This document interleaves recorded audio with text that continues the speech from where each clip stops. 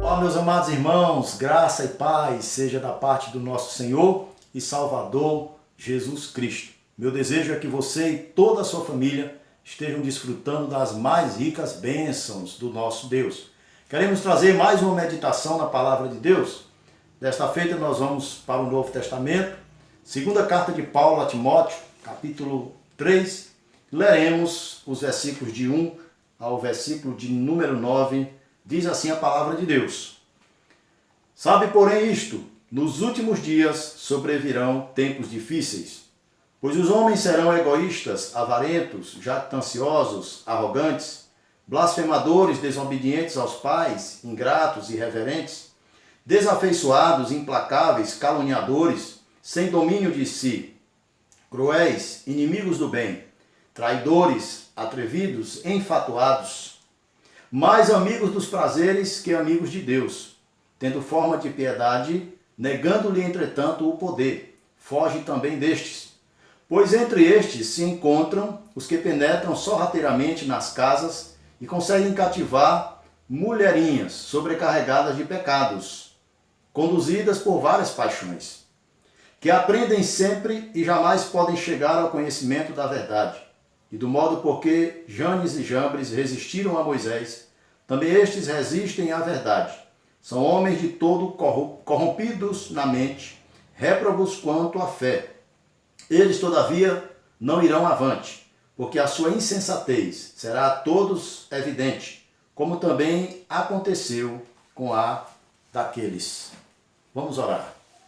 Santo Deus, Pai soberano, te agradecemos por esta palavra e rogamos que o Senhor venha falar conosco agora, que o teu Espírito Santo traga toda a inspiração aos ouvintes, como também àquele que há de transmitir esta palavra. Em nome de Jesus. Amém. Meus amados irmãos, há alguns anos atrás, eu estava fazendo um trabalho missionário numa cidade do Piauí. E lá, a onda de violência havia se espalhado, chegando até as escolas. Por sua vez, havia acontecido um assassinato, um homicídio, em que um aluno tira a vida de um outro aluno. E a cidade se alvoroçou, reuniões foram marcadas com algumas autoridades. Infelizmente, pelo que me consta, nenhum pastor foi convidado àquela reunião, mas eu soube posteriormente que a preocupação número 1 daquela reunião, o motivo de ter havido aquela reunião foi discutir a respeito do comportamento da juventude naquela cidade, comportamento dos jovens, né? E quando nós lemos esse texto que Paulo escreveu a Timóteo há 2000 anos atrás, nós vemos o quanto a palavra é atual. Parece que ele está descrevendo aqui, e de fato estava, a geração do século 21. Né? A geração dos últimos dias. Né? É importante nós atentarmos para esse detalhe. Veja só o que o versículo 1 diz assim: Sabe, porém, isto, nos últimos dias sobrevirão tempos difíceis. E de fato, nós estamos vivendo os últimos dias. Se Paulo considerava a época em que ele vivia como sendo últimos dias, imagine hoje, meus amados irmãos. E nós precisamos, primeiramente, atentar para isso. Primeiramente, crer. Primeiramente, admitir que nós estamos vivendo os últimos dias. Que esta geração é a geração dos últimos dias. Então, uma vez que nós compreendemos isso, uma vez que nós aceitamos isso, essa verdade das Escrituras, nós vamos entender outra coisa. A geração dos últimos dias, ela tem um comportamento que lhe é peculiar, que lhe é natural. E Paulo vai descrever aqui o temperamento ou o comportamento da geração dos últimos dias. Ele diz no versículo 2: Pois os homens serão egoístas, avarentos, jactanciosos, arrogantes, blasfemadores, desobedientes aos pais, ingratos e irreverentes. É ou não é um panorama da geração dos nossos dias? Ele continua falando no versículo 3. Desafeiçoados, implacáveis, caluniadores, sem domínio de si, cruéis, inimigos do bem, traidores, atrevidos, enfatuados, mais amigos dos prazeres que amigos de Deus. É uma verdade, meus amados irmãos, que está aí e que todos nós temos comprovado. Uma geração de pessoas totalmente descomprometidas com Deus. Uma geração da irreverência, a geração da intolerância, a geração da desobediência, a geração da rebeldia, a geração da carnalidade acima de tudo. Ondas de violência têm se desencadeado no Brasil e no mundo afora. Já não há mais temor de Deus. Já não há mais amor ao próximo. Já não há mais compromisso com a palavra do nosso Deus. Esta é a geração que nós estamos vivendo. Esta é a geração dos últimos dias. Esse é o drama da presente geração. Uma geração totalmente alienada, totalmente alheia à vontade de Deus. Versículo de número 5. Tendo forma de piedade, negando-lhe, entretanto, o poder, foge também destes. Uma coisa curiosa, que, por um lado, esta geração é pervertida, corrupta, e é uma geração que está mergulhada em tudo aquilo que o texto esclareceu aqui para nós, foi bem claro, né? Mas, ao mesmo tempo, o versículo aqui diz que esta geração, ela manifesta de alguma forma uma aparência de piedade. Ou seja, de alguma forma, ela demonstra o interesse pela religiosidade. De forma sutil, ela demonstra, ou ela tenta transparecer, que tem algum compromisso com Deus, que quer Deus. E de fato nós temos visto igrejas cheias de pessoas, cheias de jovens, e cheias de pessoas vazias. Eu vi essa frase há alguns dias aí. Templos cheios de pessoas vazias.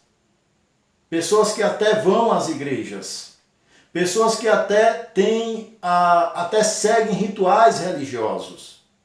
Pessoas que até têm uma aparente piedade, mas que não têm compromisso com Deus. Mas que de fato são aquilo que diz o versículo 4, finalzinho do versículo 4, mais amigos dos prazeres que amigos de Deus. É como se Deus, para esta presente geração, representasse apenas uma forma de estar protegido. Ilusoriamente, nós sabemos. Como se Deus, para esta geração, representasse apenas uma forma de prosperar em seus maus caminhos. Curiosamente e ironicamente, alguém me falou alguma vez até de criminosos que antes de saírem para cometer crimes, faziam uma oração. Outros que antes de subir no palco para cantar músicas imorais, para levar multidões ao êxtase carnal, com letras e coreografias as mais imorais possíveis, mas nos bastidores, antes de subir ao palco, fazem orações. Outros, ao terminar suas turnês de shows totalmente carnais, imorais, sem nenhum compromisso com Deus, às vezes para tentar aliviar um pouco a sua consciência. Ao chegar em casa, tomam um banho, pegam o seu violão e cantam uma música evangélica, né? Alguns artistas do mundo secular, sem nenhum compromisso com Deus, estão se intitulando evangélicos. E estão procurando igrejas que levam estas pessoas ao batismo e ao rol de membros sem que eles tenham se convertido. Sem que eles tenham de fato tido um encontro real com Deus, no qual as suas vidas foram de fato transformadas. Sem que eles tenham nascido de novo. É exatamente o que diz o versículo, meus amados. Mais amigos dos prazeres do que amigos de Deus. E o versículo de número 5 reforça isso que falei. Tendo forma de piedade, negando-lhe, entretanto, o poder. E a recomendação de Paulo a Timóteo é: foge também destes. Se você é um crente fiel ao Senhor, foge desse tipo de gente.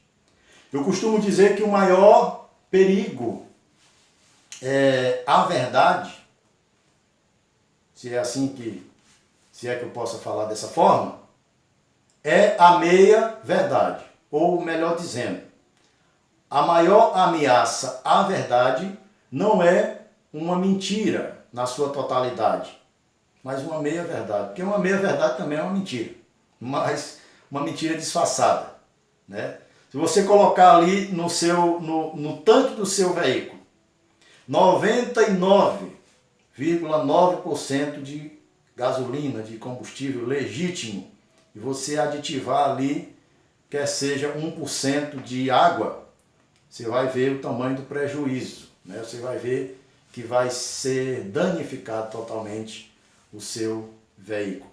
Assim é também, meus amados irmãos, no corpo de Cristo, no meio do povo de Deus. Não há meia verdade, não há 90% de verdade, 10% de mentira. Porque uma vez em que a mentira se infiltrou, é mentira, né? Hoje, lendo um texto da Palavra de Deus, no livro de Mateus, num dado versículo, em que o Senhor Jesus ele diz: seja o vosso falar sim, sim, não, não. Porque o que passar disso vem do maligno. Ou seja, não há lugar, meus amados irmãos, para meio termo, ou para se estar em cima do muro. O próprio Senhor, o mesmo Senhor Jesus, ele disse: aquele que comigo não junta, espalha, né? Ele disse que não há lugar no seu reino para a mornidão. Quem dera fosses frio ou quente, mas porque és morno, é o que ele vai dizer a uma das igrejas, né, das 7 igrejas em Apocalipse. Amados, voltando ao nosso texto, Paulo continua dizendo: pois entre estes se encontram os que penetram sorrateiramente nas casas e conseguem cativar mulherinhas sobrecarregadas de pecados, conduzidas a várias paixões, que aprendem sempre e jamais podem chegar ao conhecimento da verdade. Dentre esses falsos obreiros, falsos irmãos, dentre esses que fazem parte da geração dos últimos dias, que tem forma de piedade, mas com as suas ações, ou melhor, com a sua vida particular, negam o poder de Deus, embora tenha uma aparente religiosidade, e nós de fato encontramos muito joio disfarçado de trigo no nosso meio, e por conta disso, a igreja do Senhor tem sofrido, por conta dos falsos mestres, dos maus obreiros. Nós temos visto aí nos últimos dias, na mídia, escancaradamente, escândalos e falsos obreiros, maus obreiros, comercializando a palavra de Deus e escandalizando o nome do Senhor e comprometendo aqueles que são sinceros para com a obra de Deus, comprometendo os pastores sérios, os líderes sérios, comprometendo os pregadores sinceros da palavra de Deus. Por conta de falsos ensinamentos, por conta da ganância, por conta da falta de compromisso com a verdade, com a palavra de Deus, e de serem exatamente amantes dos prazeres, de serem obreiros que apacentam a si mesmos, e não têm nenhuma preocupação com a edificação e com a salvação das ovelhas, mas querem apacentar a si próprio. Como Paulo fala aqui, havia aqueles que penetravam sorrateiramente na casa de algumas mulherzinhas sobrecarregadas de paixões e que as induziam ainda mais ao erro, à concupiscência. Esses aprendiam sempre, ou melhor, eles diziam assim, que aprendem sempre e jamais podem chegar ao conhecimento da verdade. Por quê, meus amados? Porque as suas mentes já estão cauterizadas, porque os seus corações já estão totalmente dominados pelo mal, dominados pelas paixões carnais. E por mais que ouçam a verdade, parece que entra por um ouvido e sai pelo outro. Eles preferem dar ouvidos à mentira. As multidões, as massas estão acompanhando os maus obreiros, os falsos pregadores. Como Paulo escreveu numa outra ocasião, parece que sentindo coceira nos seus ouvidos, sendo massageado o seu ego, por conta das pregações que colocam o homem, que exaltam o homem, que colocam o homem no pedestal e tentam desqualificar a pessoa do nosso Senhor e soberano Rei Jesus. Paulo vai dizer aqui que assim como Moisés, ou melhor, assim como Janes e Jambres resistiram a Moisés, também estes resistem à verdade.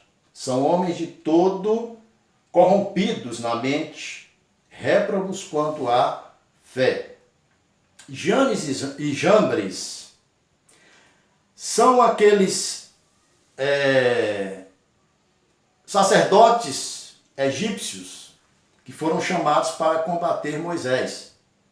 Quando Moisés adentrou a presença de Faraó para operar os sinais que Deus o havia ordenado. Faraó chama aqueles sacerdotes egípcios, falsos profetas, e eles também fazem seus milagres, seus falsos milagres. Mas nós vimos ali que a serpente de Moisés devora a serpente daqueles falsos profetas. Eles tentaram resistir a Moisés, mas o poder de Deus na vida de Moisés fez com que aqueles falsos profetas fossem desmascarados e a verdade de Deus prevalecesse. E sempre será assim, meus amados irmãos. Por mais que o inimigo tente se levantar, por mais que o inimigo levante os dele, e dentro da própria igreja, o joio no meio do trigo, por mais que o inimigo faça isso, a verdade de Deus sempre há de prevalecer. A palavra de Deus é viva e é eficaz, e ela prevalece sempre a verdade do Senhor. Jesus disse na sua oração sacerdotal, registrado no Evangelho de João, capítulo 17, versículo 17 também, Jesus diz, Pai, santifica-os na verdade. E ele conclui dizendo, a tua palavra é a verdade. A palavra de Deus é a verdade absoluta. E é exatamente da palavra, meus amados, que esta geração necessita. Nós estamos falando aqui do drama da geração dos últimos dias, do comportamento natural desta geração corrompida, pervertida, corrupta, degenerada, totalmente entregue à depravação e à obstinação contra a palavra do nosso Deus. Mas veja só, meus amados, quais são as recomendações aqui de Paulo. O que essa geração precisa, então? O que as pessoas que estão perdidas, que estão mergulhadas neste mar, neste lamaçal de perdição, o que necessitam? Primeiro, meus queridos, Eles necessitam de líderes que sejam comprometidos com Deus, que sejam referência, que sejam espelhos, de líderes que vivam na verdade e que preguem a verdade. Veja a recomendação de Paulo a Timóteo. Nós vamos ler agora o versículo de número 10, quando ele diz assim: Tu, porém, tens seguido de perto o meu ensino, procedimento, propósito, fé, longanimidade, amor, perseverança. Paulo não era o tipo de líder, faça o que eu digo, mas não faça o que eu faço. Isso não funciona. Ele era o líder, faça o que eu digo e faça o que eu faço. Siga o meu exemplo. Sede meus imitadores, como eu também sou de Cristo. Esta geração precisa de referências, de homens de Deus, de homens comprometidos com a verdade, de homens como o sacerdote Esdras. Eu gosto muito desse versículo que se encontra em Esdras, capítulo 7, versículo 10, quando diz que Esdras dispôs o coração para buscar a lei do Senhor, para cumprir a lei do Senhor e para ensinar a lei do Senhor em todo Israel. Esta geração precisa de homens que busquem a lei do Senhor, busquem o conhecimento na lei, busquem crescer na graça e no conhecimento. Depois que eles obtêm o conhecimento, eles precisam praticar, em primeiro lugar, a lei do Senhor. E depois que eles praticam, eles precisam ensinar a lei do Senhor. Dessa forma a coisa funciona. E era isso que Paulo fazia. Era assim que Paulo doutrinava os seus discípulos. Era através de uma vida pautada no ensinamento e na prática, acima de tudo, da palavra de Deus. Nós vamos para o versículo de número 14, que também tem um ensinamento que Paulo dá na sequência aqui, que pode nos ajudar, que pode ajudar esta geração que vive neste drama tão cruel de perdição e depravação diante de Deus. Tu, porém, permanece naquilo que aprendeste e de que foste inteirado, sabendo de quem o aprendeste. Ora, Timóteo, além de ter Paulo como referência, de um líder, de um pastor, de um guia espiritual, ele tinha como referência a sua mãe. Paulo diz assim: Tu, porém, permanece naquilo que aprendeste e de que foste inteirado, sabendo de quem o aprendeste. Nós deduzimos isso porque, bem no início da primeira carta, Paulo faz uma alusão à mãe de Timóteo, Loide, e à sua avó, Eunice. E Paulo diz que essas mulheres, elas instruíram Timóteo nas Escrituras, na palavra, desde criança, desde cedo. Timóteo foi instruído. Esta geração necessita também de pais que instruam seus filhos na palavra. Os pais precisam serem sacerdotes do lar. É citado por Paulo a mãe de Timóteo, é citado por Paulo a avó de Timóteo. O pai, por algum motivo, é omitido. Nós sabemos que o pai de Timóteo era grego e a sua mãe era judia. Mas, provavelmente, o pai de Timóteo já não estava vivo. Possivelmente. Não estou dizendo que a palavra diz isso, mas também não diz o contrário. Mas os pais, desde o princípio, desde a criação, foram chamados para serem cabeças das suas famílias, para serem sacerdotes nos seus lares. E eu tenho visto a luta dos pastores, dos líderes, dos pregadores da palavra de Deus, para tentar novamente inculcar isso nas cabeças e nos corações desta geração moderna. Os homens não querem mais serem os sacerdotes dos seus lares. Os homens não querem mais ter a postura de administradores, de cabeças das suas famílias. Nós temos, nesta geração, cada vez mais dado lugar ao feminismo. cada vez mais dado lugar a movimentos que deturpam o plano original de Deus para as famílias e para a igreja. Pais, assuma, ou melhor, pai, assuma a sua postura como líder da família, como cabeça da família, como sacerdote do seu lar.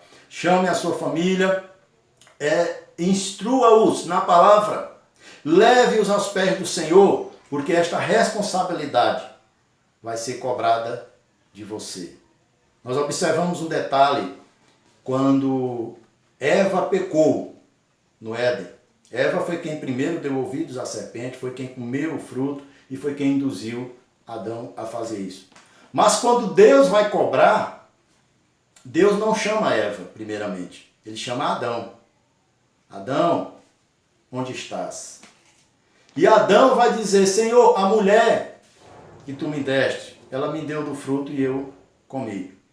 Mas Deus, irmãos, Deus, seguindo a hierarquia que ele mesmo instituíra, ele cobra de Adão, como representante da raça humana. Você, homem, volto a dizer, você é o sacerdote do seu lar. Você, homem, tem a responsabilidade de instruir a sua família, de instruir a sua casa, de levar a sua família aos pés do Senhor, porque Deus irá cobrar de você. Esta geração precisa de líderes que sejam referência, homens comprometidos com Deus. Precisam de pais que sejam referência, de pais que sejam comprometidos com Deus. Às vezes, passando pelas ruas, evangelizando, convidando pessoas nas casas, me deparei várias vezes com pessoas que diziam assim, você falava para o pai, para a mãe, dizia assim, eu vou mandar esse menino lá na igreja, esse menino está precisando ir na igreja. Veja a mentalidade dos pais. Eles interpretam totalmente errado o versículo de Provérbios 22:6, quando diz assim, ensina a criança no caminho em que deve andar, e ainda quando for velho não se afastará dele. Observe que Salomão diz, ensina a criança no caminho, ou seja, ande no caminho com ela. Não é ensina a criança o caminho, é diferente. Porque ensinar o caminho é eu apenas dizer para a pessoa e apontar, o caminho é aquele. Ensinar no caminho é eu ir com a pessoa por esse caminho. E é isso que Deus quer que você faça. É isso que Deus quer que os pais desta presente geração façam enquanto há tempo. Que esta geração faça. Porque só assim nós poderemos, de alguma forma, contribuir para resgatar essas almas que estão na perdição. Os incautos navegantes deste mar tenebroso, deste mar que assombra e que afunda milhares na perdição, nas trevas da perdição. Meus amados, esta é a palavra do Senhor e que nós possamos não ser apenas ouvintes desta palavra, mas nos tornemos praticantes da mesma. Paulo apresenta a Timóteo o drama da geração dos últimos dias. Mas o bom é que ele não apresenta somente o drama, ele apresenta também a solução, o fechamento. Qual é a solução?